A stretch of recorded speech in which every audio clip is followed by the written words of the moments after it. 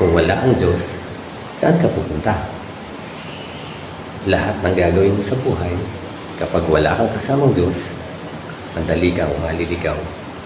Hindi dahil mahina ka, kundi dahil may nanlilinlang.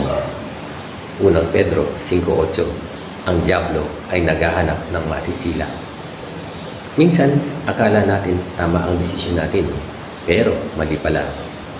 Kawikaan 14:12. May daan na tila tama, pero ang dulo ay kapahamakan. Hindi lahat ng tama sa paningin mo, tama sa Diyos. Maarang naniniwala ka sa Diyos, pero kulang ka sa panalangin. Mahina ang connection mo sa Kanya. At kung may iglesia ka man, pero kulang ang aral, madali ka pa rin matinag. Awit 119, 105. Ang salita ng Diyos ang ilaw sa ating daan. Kung wala ito, madilim ang direksyon mo. Kung may Diyos ka, hindi ka maliligaw. Ikaw, may Diyos ka ba sa bawat desisyon mo?